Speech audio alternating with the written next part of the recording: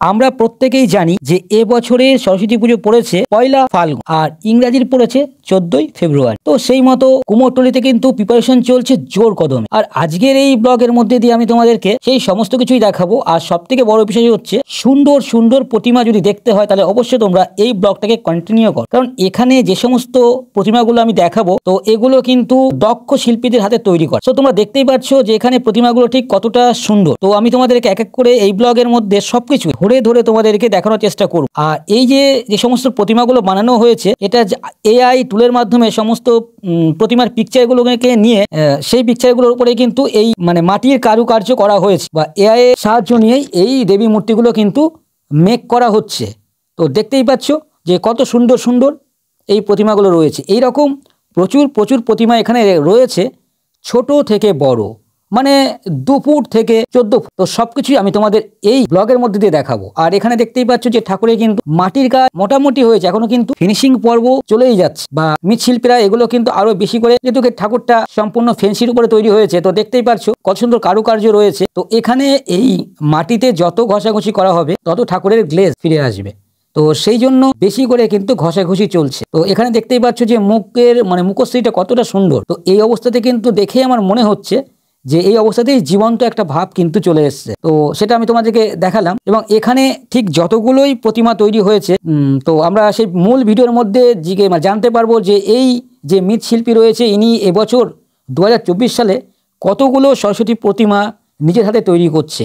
আর সমস্ত প্রতিমাগুলোই কিন্তু এই ধরনের আধুনিক সুসজ্জিত প্রতিমা। আর এখানে সবকিছুই কিন্তু মাটির সাজ রয়েছে।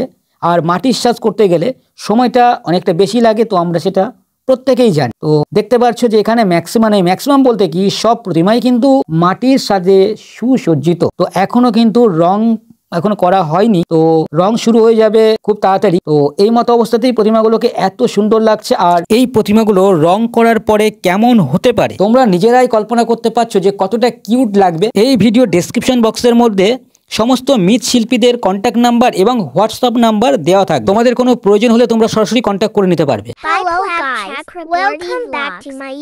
আর মাত্র কদিন অপেক্ষা, তারপরেই কিন্তু সরস্বতী দেবীর আগমন ঘটবে এই মর্তলোকে। তো সরস্বতী পুজো প্রায় চলে এসছে। তো আমিও চলে এসেছি শান্তিপুর চৌগাছাপাড়া যে মৃৎশিল্পী রয়েছে সুদিন পাল। তো সেই সুদিন কাকুর কারখানাতে আমি এসে গেছি এবং তোমাদেরকে সমস্ত সরস্বতী বিগ্রহগুলো বা মূর্তিগুলো আমি তোমাদেরকে দেখাচ্ছি। এবং এই শান্তিপুরের কিছু ইউনিক জিনিস দেখতে হলে কিন্তু এই সুদিন পালের এখানে আসতেই হবে তোমাকে, কারণ সুদিন পাল কিন্তু এখানে সব কিছু ইউনিক কন্টেন্টের উপরে কিন্তু কাজ করে। তো এখানে তোমরা যে সমস্ত মৃৎশিল্পীর হাতের কাজ দেখতে পাচ্ছ বা দেবী মূর্তি দেখতে পাচ্ছ, এই সমস্ত মূর্তিগুলো কিন্তু এআই এর মাধ্যমে তৈরি করা হয়েছে বা জেনারেট করা হয়েছে। তো কেমন করে তৈরি করা হয়েছে, তো দেখো এআই এর মাধ্যমে কিন্তু একটা ছবি প্রিন্ট করে নেওয়া হয়েছে এবং সেই ছবি দেখেই কিন্তু এই যে মূর্তিগুলো দেখতে পাচ্ছ এই মূর্তিগুলো কিন্তু সরাসরি কিন্তু মেক করা হয়েছে। তো এই জন্যই বললাম যে এআই টুলের মাধ্যমে এই মূর্তিগুলোকে জেনারেট করা হয়েছে। এখানে সমস্তই আলাদা আলাদা ধরনের মূর্তি তৈরি করা হয়েছে, একটার সঙ্গে আরেকটার কোনোই মিল নেই। তো বন্ধুরা এখন আমি যেখানে দাঁড়িয়ে রয়েছি এখানে রয়েছে বিভিন্ন ধরনের সুন্দর সুন্দর কিউট সরস্বতী প্রতিমা। তো তোমরা দেখতে পাচ্ছ এবং আমার পিছন দিকটাতে দেখো। তো এরপরে আমি তোমাদেরকে কাছ থেকে দেখানোর চেষ্টা করবো, তো দেখতে থাকো, সঙ্গে থাকো। ভিডিও শুরুতে আমি তোমাদেরকে বলেছিলাম যে যত পরিমাণে ঘষবে ফিনিশিং ততটাই কিন্তু বেটার হবে। তো সেই জন্যই কিন্তু এখানে এই কাকু কিন্তু শুধু ঘষেই যাচ্ছে। তো আমি জিজ্ঞেস করাতেই উনি এই কথাই বললো যে যত ঘষবো ততটাই কিন্তু ফিনিশিং চলে আসবে এই মূর্তির ভেতরে। তো সেই জন্য উনি ঘষেই যাচ্ছে। আর তোমরা দেখতেই পাচ্ছ যে মুখটা ঘষা কমপ্লিট হয়েছে, তো কতটা ফিনিশিং এসছে দেখতেই পাচ্ছ। তো পুরো জীবন্ত হয়ে উঠেছে এই অবস্থাতেই, এখনও তো রং টংই হলো না। তো রং হলে কি হতে পারে, তো দেখতে পাচ্ছ যে মাটির সাজ। আর এই মাটির সাজ করতে কিন্তু অনেক সময় লাগে, তো সেটা আমরা প্রত্যেকেই জানি কি, তাই না? তো সেই সমস্ত মাটির সাজ কিন্তু এখানে রয়েছে এবং মাটি ছাড়াও কিন্তু শোলা রয়েছে। তো সেই শোলার সাজ যেগুলো আছে সেগুলো কারখানার ভেতরে আছে। তো আমি তোমাদেরকে ভেতর দিকে নিয়ে যাব, নিয়ে গিয়ে দেখাবো সেগুলোও। আর এখানে দেখতেই পাচ্ছ সমস্ত ঠাকুরের গায়ে কিন্তু একটা করে সাদা কাগজ ঝুলছে। তার কারণ তোমরা বুঝতেই পারছো যে এই সাদা কাগজ ঝোলা মানেই কি, প্রতিটা ঠাকুরই কিন্তু অর্ডারের ঠাকুর। এখানে অর্ডার ছাড়া কিন্তু কোনো ঠাকুর নেই। এখানে যতগুলো মূর্তি তোমরা দেখতে পারছো এবং কারখানার মধ্যেও রয়েছে সবই কিন্তু অর্ডারের। এবং এই 2024 সালে এই সুদিন কাকু কতগুলো প্রতিমার অর্ডার পেয়েছে তো সেটাও আমরা সরাসরি সুদিন কাকুর মুখ থেকে কিন্তু আমরা শুনবো। তো আমরা ভিডিওর মধ্যে চলে এসেছি এবং আমরা শুনবো সেগুলো। তো তোমরা ভিডিওটাকে কন্টিনিউ দেখতে থাকো, তাহলে সব কিছুই বুঝতে পারবে। তো আমি সুদিন কাকুর সঙ্গে কথা বলে জানতে পারলাম যে এই যে মূর্তিগুলো এইবার কিন্তু খড়ি দেওয়ার জন্য রেডি হয়ে গেছে। তো খড়ি দিতে হবে এবং খড়ির পরে কিন্তু রং দেওয়া হবে মূর্তির গায়ে। আর এদিকে আকাশের অবস্থা কিন্তু খুব একটা ভালো নয়, তো সেই কারণের জন্য বেসিক্যালি এখান থেকে মূর্তিগুলোকে এইভাবে টেনে টেনে নিয়ে যাওয়া হচ্ছে কারখানার ভেতরে। কারণ বৃষ্টি আসলে বুঝতেই পারছো কি একটা মানে দুর্ভোগ, মানে কি বলবো তোমাদের, বৃষ্টি আসলে একটা বিচ্ছিরি ব্যাপার। তো সেই জন্য আগে ভাগেই কিন্তু এই ঠাকুরগুলোকে সরিয়ে নিয়ে যাওয়া হচ্ছে, কারণ এগুলো রং করলেই হয়ে যায় এবং বৃষ্টি আসলে এই মূর্তিগুলোর ফিনিশিং কিন্তু নষ্ট হয়ে যাবে এবং নতুন করে আবারও ফিনিশিং করতে হবে। কারণ এত প্রতিমার তো নতুন করে ফিনিশিং করা মোটেও সম্ভব নয়, তাই না? তো সেই জন্যই তাড়াতাড়ি করে কিন্তু এই প্রতিমাগুলোকে কিন্তু কারখানার মধ্যে নিয়ে যাওয়া হচ্ছে। তো এখানে দেখতেই পারছো যে একের পর এক কিন্তু সমস্ত প্রতিমা এখান থেকে নিয়ে যাওয়া হচ্ছে কারখানার ভেতর।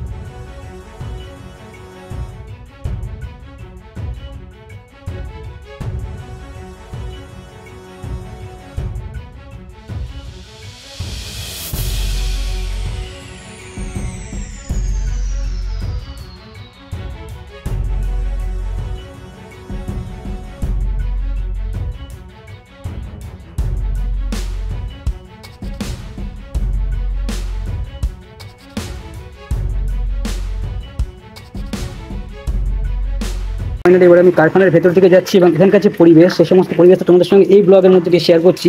সো তোমরা এখানে দেখতেই পাচ্ছ যে এখানে প্রচুর পরিমাণে কিন্তু ঠাকুরের বানিয়েছে। তো দেখতেই পাচ্ছ এখানে একটা স্টল রয়েছে। তো এখানে কিন্তু সবই সরস্বতী ঠাকুর রয়েছে। তো আমি তোমাদেরকে ক্যামেরাটা একটু প্যান করে দেখাচ্ছি। দেখো এখানে আরেকটা স্টল। তো এই ঠাকুরগুলো কিন্তু দেখতে খুবই সুন্দর বা খুবই কারুকার্য রয়েছে, সবই মাটির সাজে সজ্জিত। তো একটু কাছ থেকে দেখাচ্ছি, তো দেখতে থাকো। দেখো কত সুন্দরভাবে ঠাকুরগুলো কিন্তু বানিয়েছে। তো ঘরের মধ্যে লাইট কম, সেই জন্য এরকম মনে হচ্ছে। যদিও এটা কারখানা, তো বুঝতেই পারছো কারখানার মধ্যে অত্যাধিক পরিমাণে লাইট কিন্তু থাকে না। তো সেক্ষেত্রে তোমাদেরকে ভিডিওটা এরকমভাবে দেখাচ্ছি, কিছু করার নেই, লাইট কম রয়েছে। তো দেখতেই পাচ্ছ।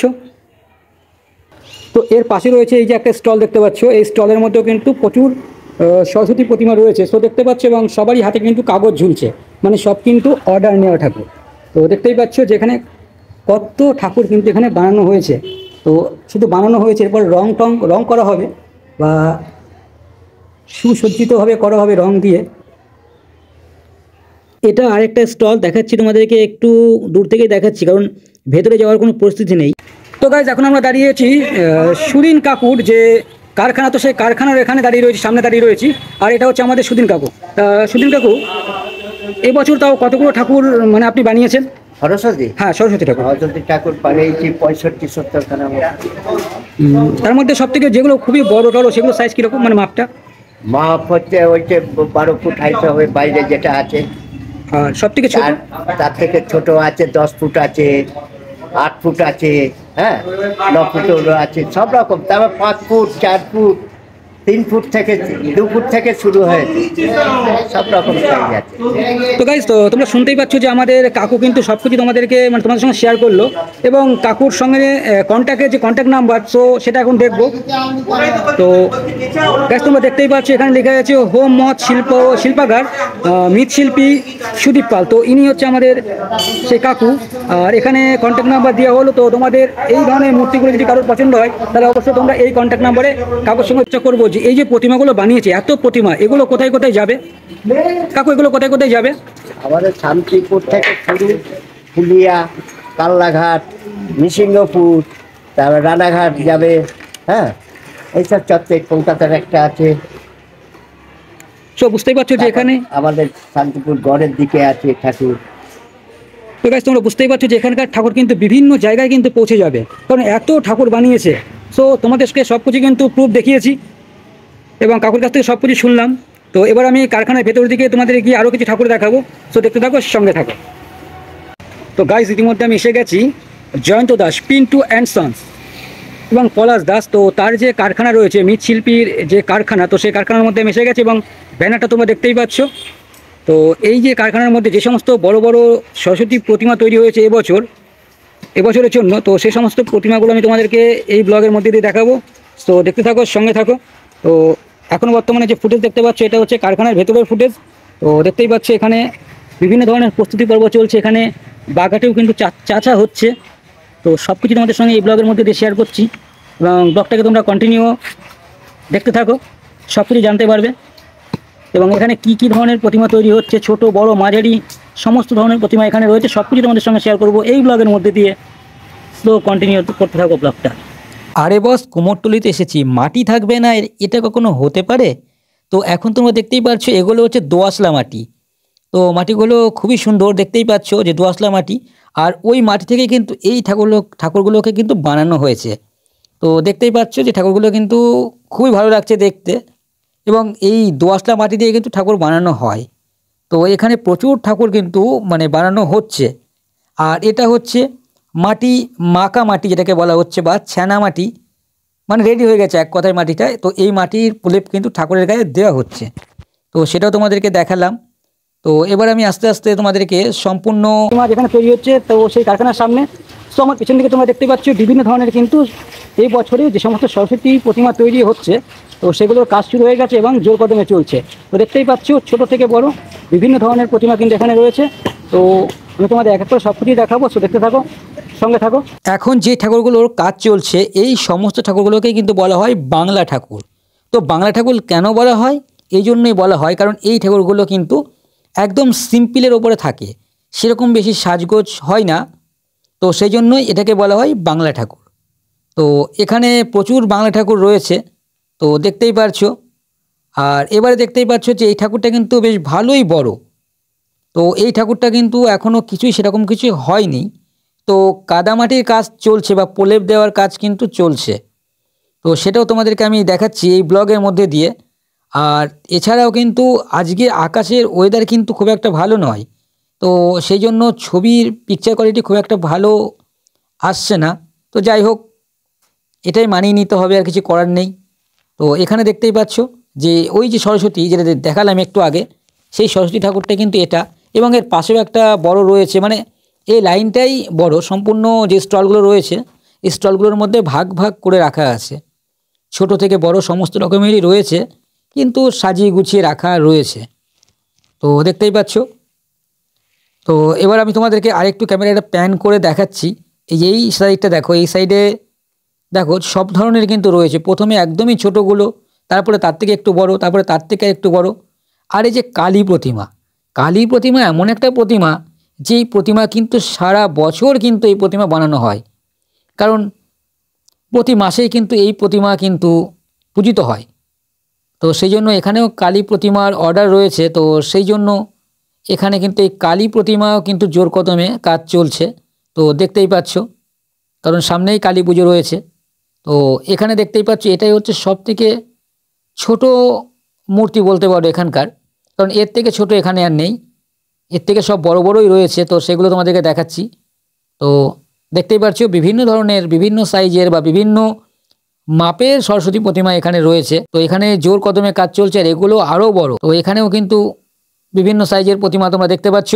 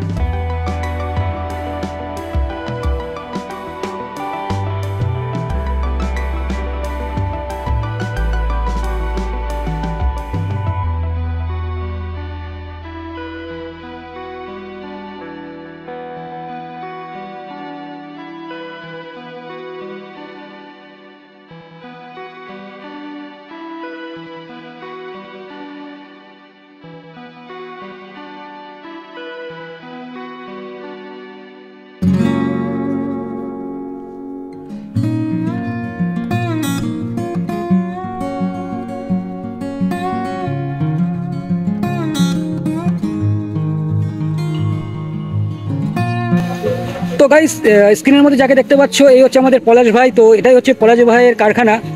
তো পলাশ ভাইকে আমি জিজ্ঞেস করবো যে পলাশ ভাই, এই 2024-এ তুমি কতগুলো ঠাকুর অর্ডার পেয়েছো এই পর্যন্ত? এখনো পর্যন্ত 50টা আছে। আর এখানে কি কি ধরনের, মানে সাইজটা যদি বলো, মানে কি কি ধরনের ছোট থেকে সাইজগুলো? এই সাইজটা আছে 3 পোয়া। এটা হচ্ছে 3 পোয়া, তাই তো? হ্যাঁ, তারপরে 3 পোয়া আছে, 5 পোয়া আছে, 7 পোয়া আছে, 9 পোয়া আছে, 11 পোয়া আছে, বিভিন্ন ডিজাইনের ঠাকুর আছে। আচ্ছা, এই যে বসা যে ঠাকুরটা, এই ঠাকুরটা কত পোয়া আছে? এই যে এটা 7 পোয়া। 7 পোয়া, তাই তো? আর তার উপরে ব্যাপারটা হচ্ছে গলার উপর কত ফুল ফুটে আছে, তার উপরে বসে আছে ঠাকুর। আচ্ছা, তাহলে পেছনে যেগুলো যে বসে রয়েছে ওগুলো তো আরো বড় না? না, ওগুলো বড় বলতে ওখানে 9 ফুট আছে, 11 ফুট আছে, 12 ফুট আছে, 14 ফুট আছে। সো বন্ধুরা, তোমরা শুনতেই পাচ্ছ যে এখানে বিভিন্ন সাইজের ঠাকুরের কিন্তু অর্ডার এসেছে এবং সেগুলো প্রায় বানিয়ে ফেলেছে। তো এরপরে রং টং প্রস্তুতি পর্ব চলবে। আর ওই যে পেছন সাইডে যেগুলো আছে ওগুলো দেখবো। চলো একটু পেছন দিকে যাই। এই যে ঠাকুরটা দেখতে পাচ্ছ, এই ঠাকুরটা কমপ্লিট 14 ফুট। এই ঠাকুরটা হবে 12 ফুট। এই ঠাকুরটা আরেকটু দেখতে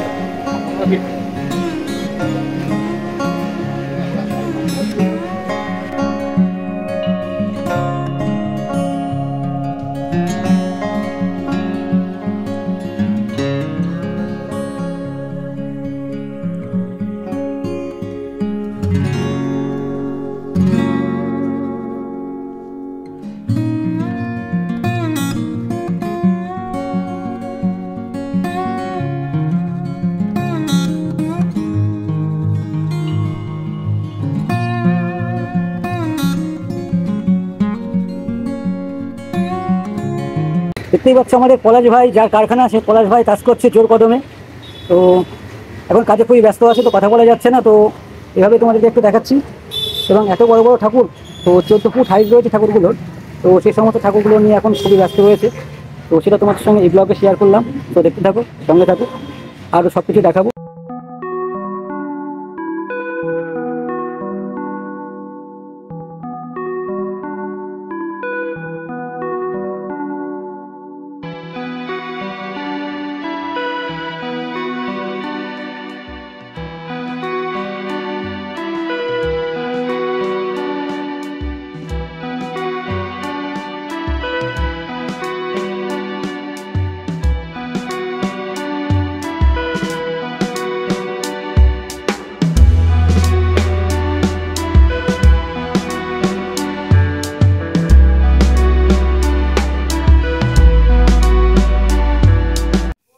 এই ভিডিওর ইনবক্সের মধ্যে তোমরা মাটি ছাড়াও যদি প্লাস্টার অফ প্যারিস বা এমসিএল এই ধরনের কোনো মূর্তি চাও, তাহলে সেই ধরনের কিন্তু কন্ট্যাক্ট নাম্বার বা হোয়াটসঅ্যাপ নাম্বার দেওয়া থাকবে। আর আজকের ভিডিওটাকে এখানেই স্টপ করা হচ্ছে।